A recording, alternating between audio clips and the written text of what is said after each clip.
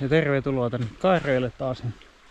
No Jomsa ja täällä niin jatketaan näitä kaivuita, mitä pystytään tällä meidän Frankensteinin hirviöllä.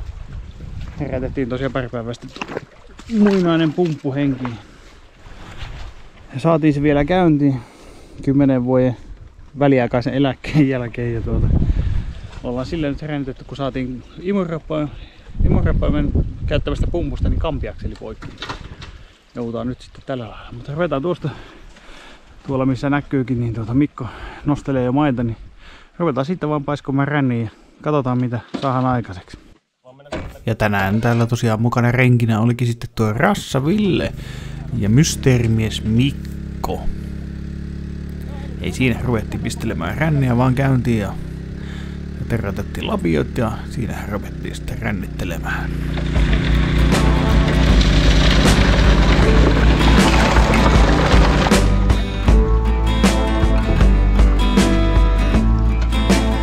Pumppu, jota käytimme, on hieman alitehoinen tälle rännille.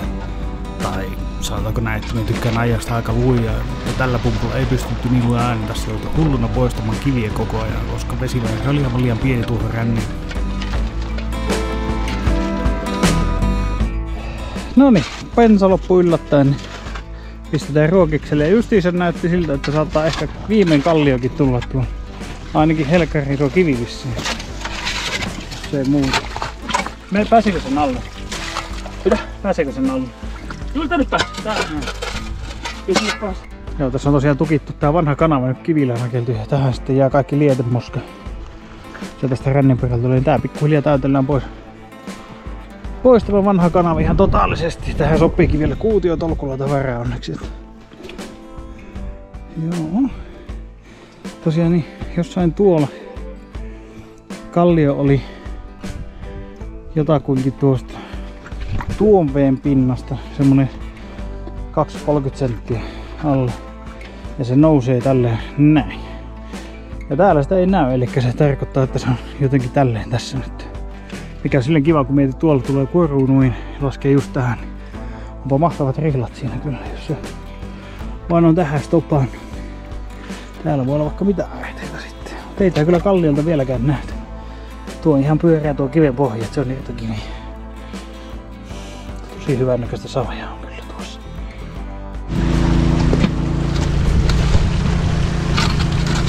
Tää menee halki se kyllä.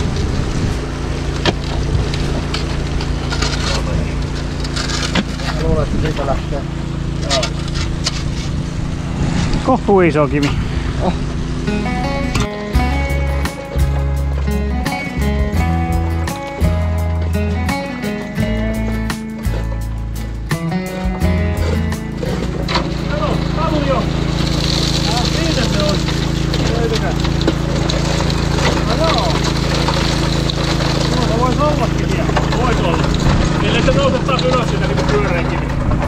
Mitä kalliota?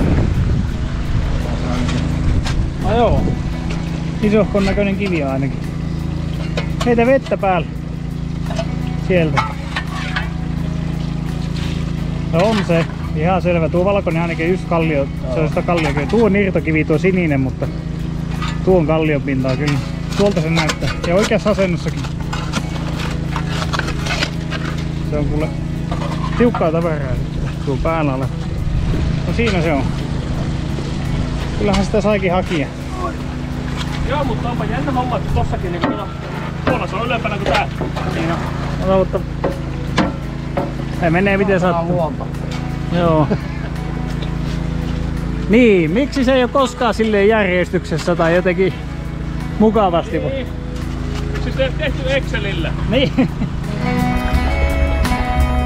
Valitettavasti tälläkin kertaa, kuten niin monesti aiemmin tässä montussa, paljastui, että eihän se mitään kallioita ollut. Se oli vaan sopiva ryhmä kiviä, jotka olivat oikeassa asennossa sattumalta. Kahvitauko. Pirusti rautaa näkyy tuolla rihiloissa, mutta muutama hengetön näkyy tuolla Exfometin vieressä. En edes yritä kuvata, kun ei ne tällä kameralla tule näkymään. Mutta joo, pikkuhiljaa sitten jatketaan. Kyllä on syvää maata. Ei vaan kalliota, ei niinku missään näy. Vaikka tuo iso kivikin tuli tuolta jo, mutta silti ei. Hämmentävää. No niin, pieni muutos suunnitelmia. Me hoksattiinkin, että meillä on kutsu tuonne kakkukahveille. Pesastaankin tuo matto pois nyt ja sitten lähdetään käymään siellä. En tiedä, en välttis kuvaa sitä, mutta voin laittaa kuvan kakusta ehkä tähän, niin voitte tekin mielessänne maistella sitä. Ja leikata.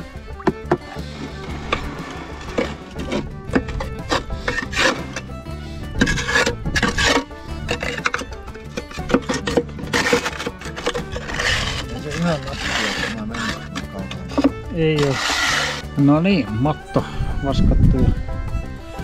Päässä sanoa mitä tuossa olisi, mutta siitä taas enemmän kuin viimeksi, mutta kyllä vieläkin saa tuota. Vieläkin saa kyllä kovasti läpi ja touhuta, että olisi niinku järkevää tämä. nuuhat on nämä kultasaalit, mutta kyllähän tossa nyt jotakin kuitenkin väriä on. Saalit alkoi näyttää koko ajan lupaavimmalta ja kyllähän tota oli makia katsella. Mutta kakun jälkeen seuraavana päivänä jatkettiin kaivuita. Ruvetaan tässä kaivelemaan syvyyksiä kohti. Toivottavasti sieltäkin kultaakin löytyisi. Ei tarvitse pelkkää hiekkaa kaivella. Muutama päivä aiemmin toimintaan saatu vanha Frankensteinin pumppu jännitti vieläkin kovasti, että pelaako se vai ei.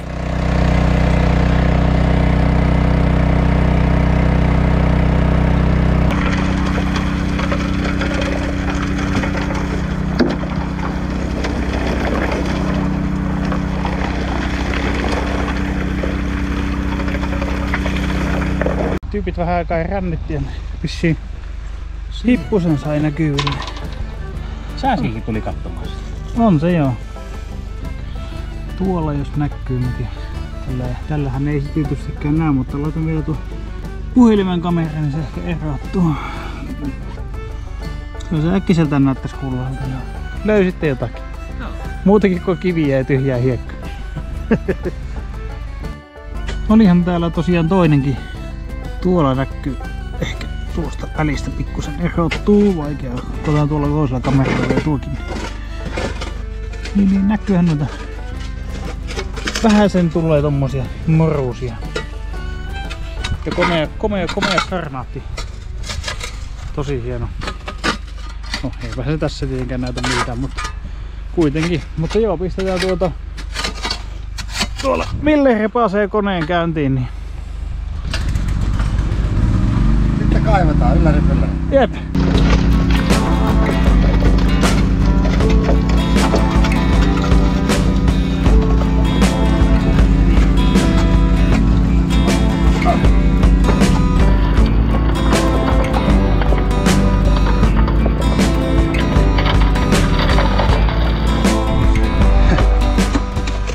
No niin, pistettiin tuo ränni hommat seis. Tältä erää ruvetaan puhistelemaan tuota. Jaha, linssissä paskaa sitten. Ja pyyhkäsin jauppuakaan. Noin. Niin aletaan pesemään ränniä ja rihlakki pestään. Ja kun meillä on muuta aktiviteettia tässä illan päälle, niin lopetetaan pikkusen tavallista aikaisemmin. Jos tuolla näkyy kuitenkin noita hituusia ihan hyvin, niin ehkä se löytyy jotakin. No niin, meillä on siellä konsentraattia ja tuossa vähän lisää konsentraattia. Tuolla on seulonta tulosta ja tässä on minun ykköspannu, niin ruvetaan pesemään tämä satsi pois. Siinä vaiheessa kun ylitirektööri tarkkailee. No niin, nyt se olisi vaskattu ja tuon verran siellä olisi. Saatupa se katettua. Muutama toinen näkyvä hile ja sitten vähän tommoista tomua. Joitain satoja milligrammoja varmaan tossa on. Ihan hyvä kai sinänsä, että vähän puolikas päivä, mutta isommat hiput tähän lupaa ihan hyvää. Pikkusen karkenee tuonne alaspäin mennessä. Kyllä se on työn takana. Joo. Mut joo. Jos tämmönen kultapuuhastelu kiinnostaa, niin muistelee painaa niitä peukkuja ylös alas sivulle ja tilata kanavan.